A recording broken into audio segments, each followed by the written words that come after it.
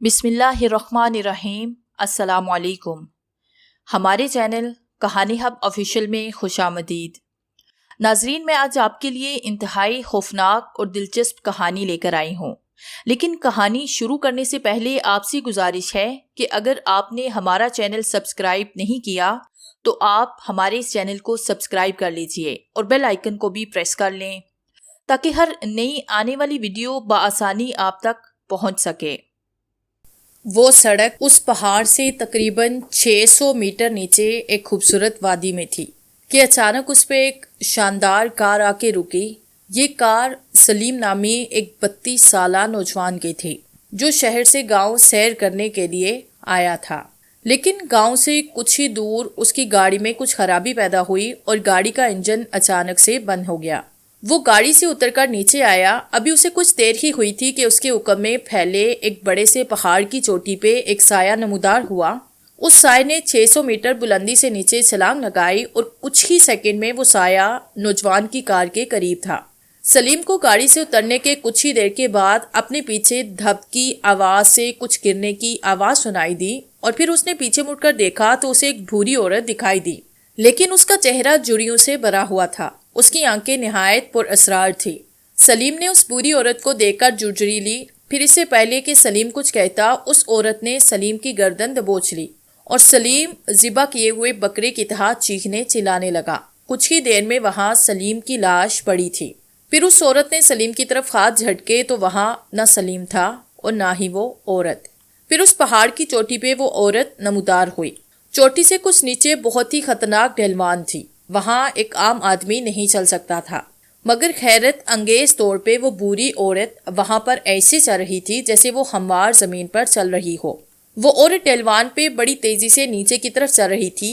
अगर एक आम इंसान उसे ऐसे चलता देख लेता तो वो खौफ से चीख तो जरूर मारता और कमजोर एसाब का आदमी बेहोश हो जाता।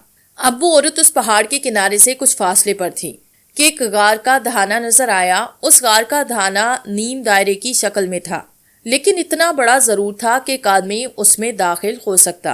वो बूढ़ी औरत उस गार में दाखिल हुई। ये गार शैतान की आंत की तरह लंबा था। कुछ देर चलने के बाद गार अंदर से वसी होना शुरू हुआ। आखिरकार वो औरत एक कमरे में पहुंच गई। कमरे में रोशनी थी, मगर कहीं भी रोशनी का जरिया नजर नहीं आ रहा था। दफतन उस बुरी औरत ने जमीन की तरफ हाथ झटके तो वहां सलीम की लाश जाहिर हुई, जिसे देखकर पहले तो बुरी औरत पुरअसरार तरीके से मुस्कुराई और फिर जोर जोर से हंसने लगी। फिर उसने सलीम की लाश की तरफ फूंक मारी तो उसके मुंह से आग के शोले निकलने लगे और सलीम की लाश पे पड़ने लगे। कुछ ही देर में वहां सलीम की लाश का सारा गोश्त गायब हो चुका था। सिर्फ उसके सर, चेहरे और गर्दन पे गोश्त बाकी था, जिससे उसका चेहरा पहचाना जा सकता था, जबकि बाकी तमाम जगह पे स्याह हड्डियां बाकी थी। सलीम के 2 भाई और 4 बहनें थी। वो बहन भाइयों में सबसे बड़ा था। उसकी शादी को 9 बरस हो चुके थे। उसकी 3 बेटियां और 1 बेटा था और वो एक मल्टी नेशनल कंपनी में काम करता था।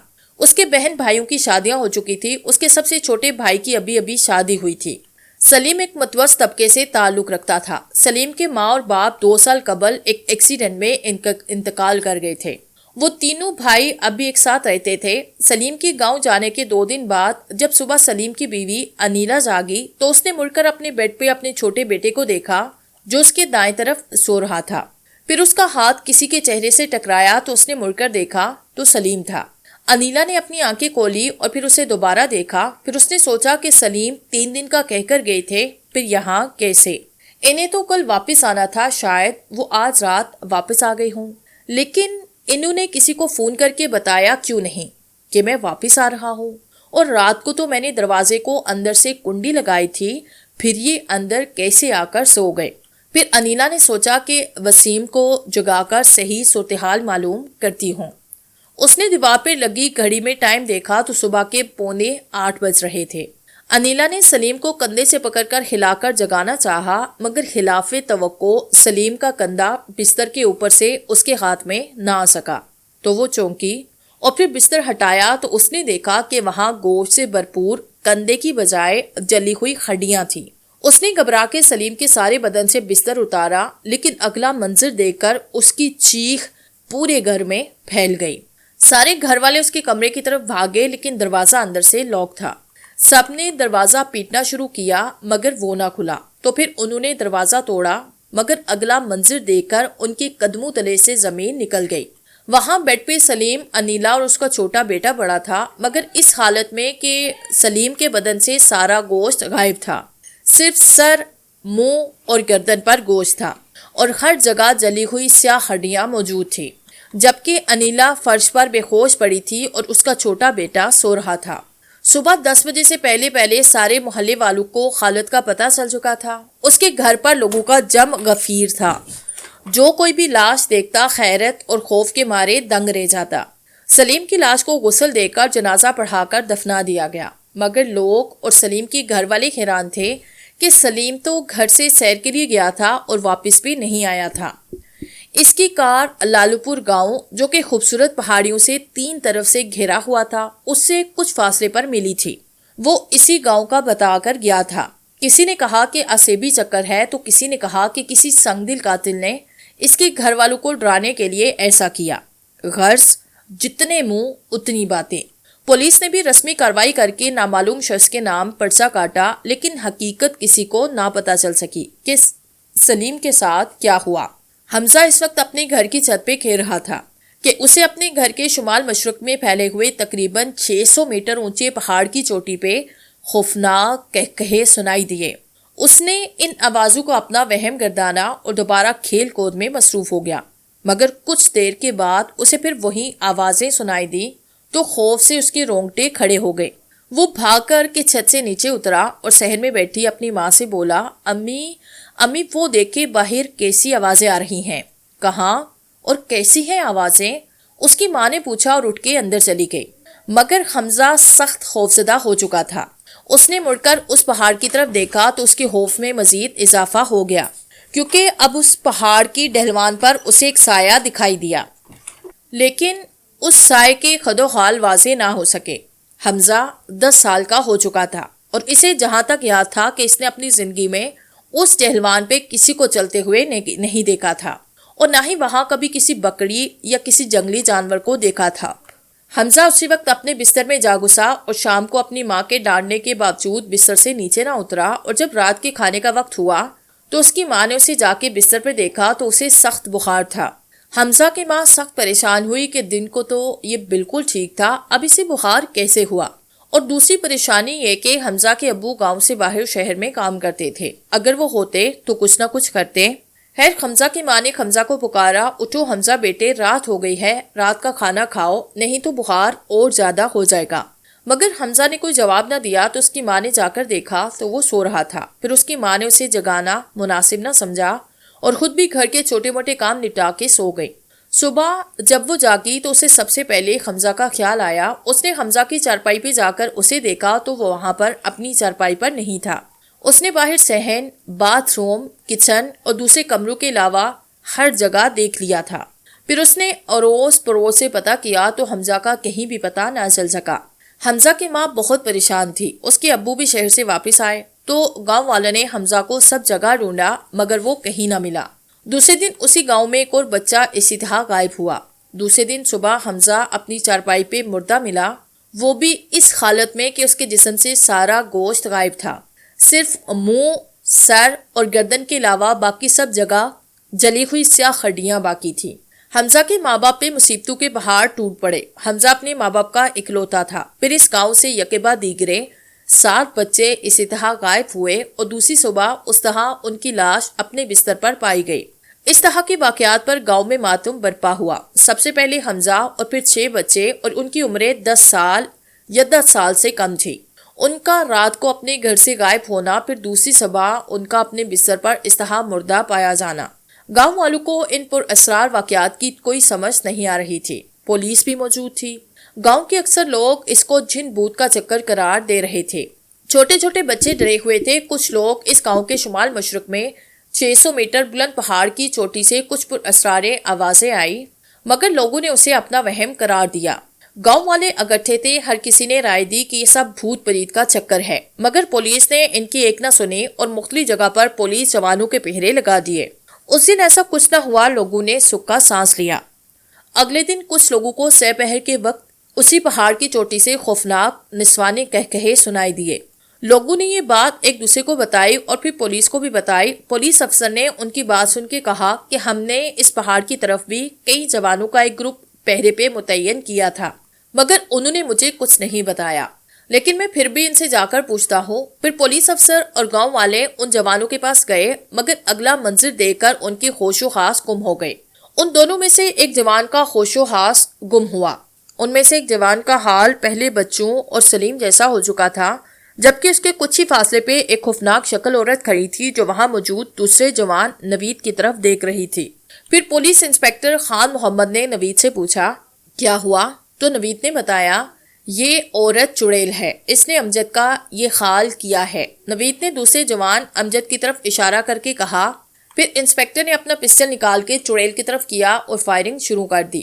دوسرے پولیس والوں نے بھی اپنی اپنی رائفلیں اور پسٹل اس چڑیل کی طرف کیے اور فائرنگ شروع کر دی، مگر گولیوں کا اس چڑیل پہ کوئی اثر نہ ہوا۔ جہاں گولیاں لگتی وہاں سے چنگاریاں نکلتی۔ گولیاں نکلنے کے باوجود بھی اس نے ادھر ادھر نہیں دیکھا، بلکہ وہ صرف نوید ہی کی طرف دیکھتی رہی۔ گولیوں کا اس کے جسم پہ کوئی اثر نہ ہوا، حتیٰ کہ سب کے سب پولیس والوں نے اپنی رائفل اور پسٹل کی ساری گولیاں اس چڑیل کا نشانہ لے کر چلا دی، مگر وہ ٹس سے مس نہ ہوئی اور بدستور نوید ہی کی طرف دیکھتی رہی۔ یہ منظر دیکھ کر وہاں موجود لوگ اور پولیس والے سب کے سب حیرت و خوف کے مارے اپنی جگہ بت بن گئے۔ پھر اس چڑیل نے سر اٹھا کے لوگوں کی طرف دیکھا تو کئی لوگوں کے لیے اپنے قدموں پہ کھڑا رہنا مشکل ہو گیا۔ اس کی آنکھیں ایسی تھی جیسے دہکتے ہوئے انگارے، اس کے چہرے کا رنگ کالا تھا۔ گاؤں والے خوف کی وجہ سے گاؤں کی طرف بھاگے، لیکن انسپکٹر خان محمد اور دو پولیس جوان کھڑے رہے۔ پھر وہ چڑیل ان کی طرف دیکھ کر مسکرائی اور تھوڑی دیر کے بعد زور زور سے ہنسنے لگی۔ اتنی دیر میں انسپکٹر خان اپنا پسٹل دوبارہ لوڈ کر چکا تھا۔ اس نے جیسے ہی اس چڑیل کی طرف گولی چلانا چاہی، اس نے اپنے ہاتھوں کی انگلیاں انسپکٹر کی طرف کر دی تو اس کی انگلیوں سے سفید رنگ کی شعاعیں نکلی اور انسپکٹر کے سینے سے ٹکرائی۔ انسپکٹر کو ایسے محسوس ہوا جیسے اس کے سینے میں کسی نے زہر آلود خنجر گھونپ دیے ہوں۔ وہ درد کی شدت سے زمین پہ گرا اور بے ہوش ہو گیا۔ اتنے میں نوید نے زور سے پکارا، انسپکٹر صاحب۔ اس کی آواز سن کر اس چڑیل نے اسے ایسے اچانک مڑ کے دیکھا جیسے اسے کرنٹ لگ گیا ہو۔ نوید دوڑ کر انسپکٹر کے پاس پہنچا۔ اتنی دیر میں دوسرے جوان بھی ان دونوں کے پاس پہنچے۔ اسی لمحے انسپکٹر خان ہوش میں آ چکا تھا۔ اس خوفناک صورت بلا کی نظریں بدسور نوید کی طرف تھی۔ پھر اس نے اتنی تیز اور خوفناک چیخ ماری کہ پورے کا پورا ماحول کانپ اٹھا۔ پھر اس چڑیل کی آنکھوں سے خون کی طرح گاڑھا مادہ نکلنے لگا اور وہ زمین پہ گر گئی۔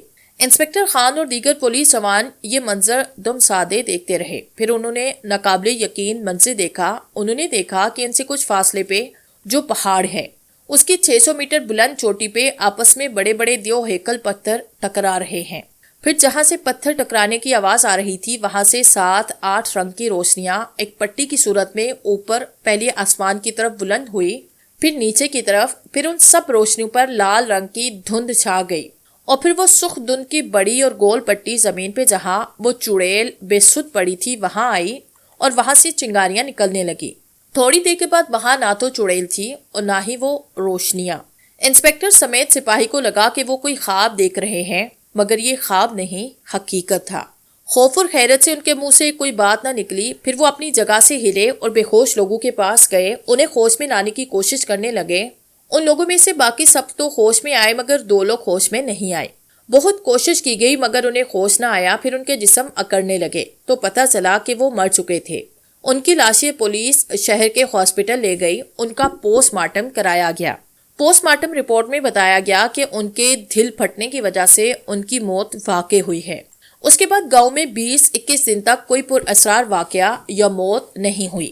لوگوں نے سکھ کا سانس لیا۔ پولیس نے کہا لگتا ہے کہ وہ چڑیل کسی اور علاقے میں چلی گئی ہے۔ پولیس اس گاؤں سے چلی گئی۔ پھر 9-10 دن اسی طرح گزر گئے۔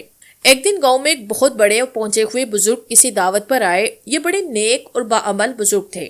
ان کے قابو میں جنوں کا ایک پورا قبیلہ تھا۔ یہ لوگ بھی بزرگ کی بڑی عزت کرتے تھے اور اپنے اکثر معاملات میں ان سے مشورہ وغیرہ لیا کرتے تھے۔ یہ بزرگ جن کا نام اسحاق شاہ تھا، عمرے پر گئے ہوئے تھے۔ جب وہ واپس آئے تو ان کے خاص مرید عرفان نے اس گاؤں میں آنے والی اس مصیبت کے بارے میں بتایا اور وہ بزرگ عرفان کی دعوت پر گاؤں آئے۔ 2 گھنٹے کے بعد جب مریدین کا سیلاب تھما تو اسحاق شاہ نے اس بارے میں عرفان سے تفصیلی بات کی۔ عرفان نے شروع سے آخر تک کی ساری بات بزرگ کے گوش گزار کر دی، جسے سنتے ہوئے شاہ اسحاق صاحب کے چہرے کا رنگ سرخ ہو چکا تھا۔ انہوں نے اپنے ایک خاص جن جو کہ بڑا ہی طاقتور تھا اسے مکمل حالات اور چڑیل کے بارے میں معلوم کرنے کے لیے بھیجا۔ رات پر عرفان علی کے گھر ہی شاہ صاحب رہے اور صبح ہوتے ہی شاہ صاحب نے سارے گاؤں والوں کو جمع ہونے کو کہا۔ پھر وہ خود بھی ایک چارپائی پر بیٹھے، کچھ دیر تک وہ خاموش بیٹھے رہے۔ پھر گاؤں کے چودھری خالق صاحب بھی وہاں پہنچ گئے۔ پھر انہوں نے بڑے احترام سے شاہ صاحب سے مصافحہ کیا۔ ان کی ساتھ والی چارپائی پر بیٹھے نوجوان آپس میں خسر پسر کر رہے تھے، اس لیے کہ شاہ صاحب نے اس سے پہلے کبھی بھی ایسے لوگوں کو جمع نہیں کیا تھا۔ پھر شاہ صاحب نے بولنا شروع کیا، آپ لوگوں پر پچھلے دنوں جو مصیبت آئی تھی وہ ابھی ختم نہیں ہوئی، بلکہ وہ تو شروع ہوئی ہے۔